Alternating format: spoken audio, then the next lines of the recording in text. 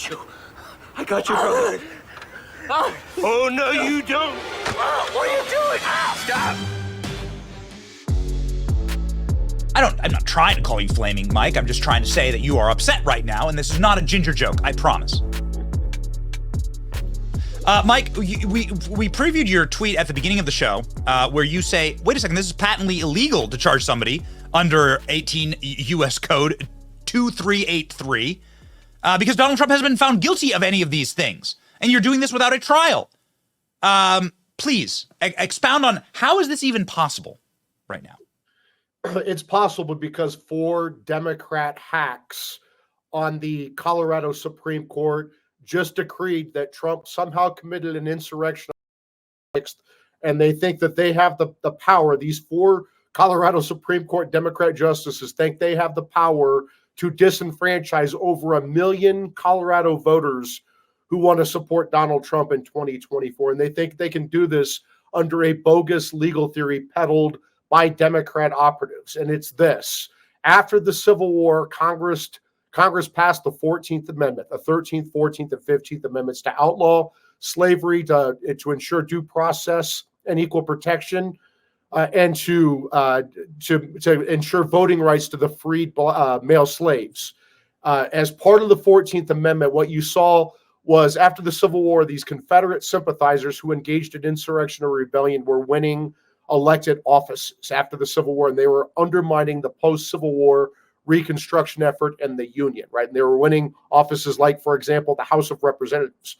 So as part of the 14th Amendment, they included Section 3 of the 14th Amendment, which disqualifies those who engaged in insurrection or rebellion. But the problem is that's not self-executing. And in order to disqualify under Section 3 of the 14th Amendment, Congress has to pass a federal criminal statute, which Congress did in 1869. It's still on the books. And if you want to disqualify someone for insurrection or rebellion, you have to bring federal criminal charges in federal court with a federal grand jury indicting, a federal jury finding guilt unanimously beyond a reasonable doubt, the judge convicting, and the federal appellate courts upholding that conviction. That is the only way you can disqualify under Section 3 of the 14th Amendment. You can't have these goofball state prosecutors and state judges and secretaries of state just say, you know, we don't like Trump. We think he engaged in insurrection, so we're just going to take him off the ballot in our state. That is un-American. That's how you destroy a country. How do you even have jurisdiction? How can a court that's 2,000 miles away from Washington, D.C., say that Trump committed an insurrection when Congress, when Donald Trump was impeached for this, said he didn't? So who has the power here? This does seem like a separations of powers thing. It does seem like an absolute constitutional crisis. Well, it is. And you have this biased Democrat judge in Colorado, Sarah Wallace. She donated to an anti-Trump January 6th PAC to chase Republicans out of office. She did that in October of 2022 after the Democrat governor chose her to be a Denver District Court judge in October. She made this donation, in August. She made this donation in October, and she started as a Denver District Court judge in January. So she knew she was going to be a judge. She made this donation in October, and then when Trump's lawyers raised this in a recusal motion, she said, oh yeah, I forgot that I made this donation, but I can still be fair. Well, that's not the legal standard, right? And so what she did is she plowed the ground for these left-wing activists. She found that there's somehow an insurrection. How many insurrectionists go unarmed into a nation's capital, walk through velvet ropes, follow police direction, and don't burn down the damn place? January 6th was a lawful protest permitted by the National Park Service that devolved into a riot, right? It was not an insurrection. That is just silly to say it's an insurrection. If it were an insurrection, Jack Smith, who is a partisan bulldog, would have charged President Trump for insurrection. The reason Jack Smith has not charged for insurrection is the evidence does not exist. So again, it does seem to us as we read this, and we're no scholars, but it does seem like what you're doing is criminalizing the First Amendment. You're saying that Donald Trump didn't have the right to say this election was stolen, and this was crooked, and this was rigged, and march peacefully.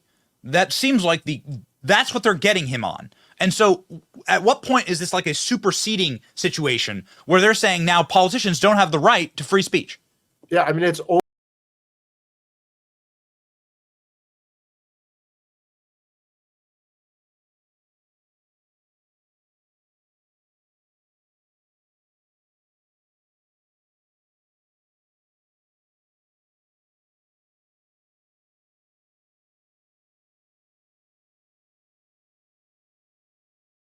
Clinton in jail. Hillary Clinton is still bitching and moaning about the Russians stealing the election. She's not in jail, right? So they're trying to put President Trump in jail for objecting to an election, which he's allowed to do under federal statute. He's also allowed to twist arms politically under the First Amendment. Unless you have evidence that Trump incited a riot on January 6th, there is nothing for which you can charge him. So you have worked in Colorado, and you've worked inside of the judicial system of Colorado. You worked for Neil Gorsuch, who is now a justice on the Supreme Court. Can you talk us through what Neil Gorsuch will do as this heads to the Supreme Court? I have no idea what Justice Gorsuch will do. I've had zero discussions with him about it, nor would I ever. He would kill me. I barely wanted to have discussions with him about cases when I clerk for him, let alone when I don't clerk for him. But I will say this. It is the law is very clear here. There is a precedent from 155 years ago from Chief Justice Samuel Chase that's very clear that Section 3 is not self-executing. If you want to disqualify someone, you have to have a federal criminal statute, which Congress passed. It's still on the books. If you want to get rid of Trump for January 6th, Jack Smith, the total rabid goofball, charge him for insurrection or rebellion under this federal statute. Get the D.C. jury to find him guilty, a radical D.C. judge like D.C. Obama Judge Tanya Chutkan to convict him, these left-wing activists on the D.C. circuit to affirm that conviction, and then hope that the Republican appointees on the Supreme Court run and hide like little cowards. That's how you would do it. You don't do it by having four goofball Colorado Supreme Court justices, this junior varsity legal team, to just take Trump off the ballot in Colorado. And it's a shame, but we need to name and shame these justices because they're total goofballs. It's Monica Marquez. She's up for retention in November of 2024. Throw her ass out of office. Show up and vote no on Monica Marquez. Throw her out. There's also Richard Gabriel, who's a partisan hack. Melissa Hart, who pretends like she's bipartisan, but she's a partisan hack.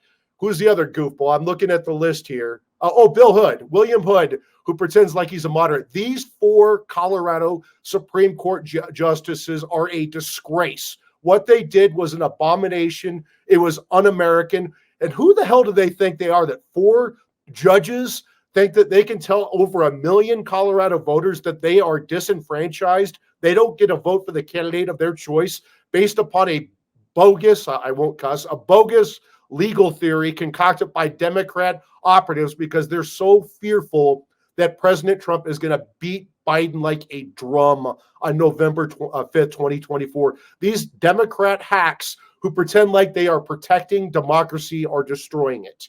Okay, so Mike, a quick follow-up here because it's really important, the point that you just brought up.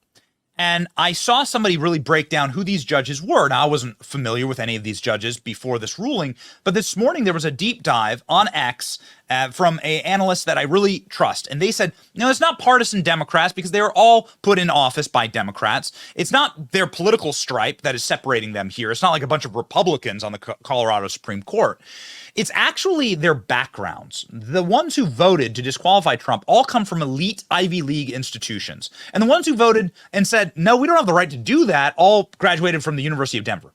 And the law school there, the local law school, with far more of a connection to the people of Colorado. And that really set a bedrock for me to say, wait a second, this absolutely is elites saying, like, mask off moment, we hate you. You shouldn't have the right in this country to decide who rules. We should have the right to not only say who rules, but who you can select and what those candidates can say. And it really does get to like the core of the issue, I believe, that there is an elite class in America that just despises us and actually does literally by definitionally hates democracy. right? Like hates the constitutional republic that we live in and would like far better a kleptocracy or oligarchy where a small group of people are in charge and get to tell the rest of us to eat the bugs and live in the pod. Your thoughts? Yeah, I mean, I agree. I went to the University of Iowa for undergrad and law school, as you know, Ben. And, I grew up with parents who worked in public schools. And so I'm certainly not part of that ruling class elite. And I completely agree that this uniparty ruling class elite, they despise real Americans and real America, the flyover country. And then you have these radicals on the Colorado Supreme Court who get their affirmative action golden ticket into these elite schools, and then they come back as radicalized Marxist, like, Monica Marquez or, Richard Gabriel, just to name two examples, right? These are left-wing hacks. It's a disgrace what they did in this ruling. This is the first time ever that anyone has been disqualified under this provision of the Constitution. It is a presidential candidate. This is shocking what they've done here. They showed zero restraint. If you read their convoluted opinion that looks like, again, the junior varsity legal team wrote this opinion with crayon, and they did everything they could to go through every restraint in their way to get to the result that they wanted. They are hacks. Yes. Well, please, the people of Colorado, repay this by stripping them from their office. They've disgraced you. And no matter who you are in Colorado, if you're a Democrat in Colorado, you do not want a system where elitist judges from Ivy League schools tell you who you can and cannot vote for based on their free speech or inability to speak the words that the judges want. I mean, it's sick, man. It's sick. Mike Davis, so proud of you, man. Really excited for your attorney general, acting attorney general moments. Please have space in the gulag for some of these Colorado judges. Well, you know what? If they don't want to have immunity for the president, why should we have immunity for judges? So here we go. Thank you, Mike. God bless you, man. Godspeed. Merry Christmas. Thank you.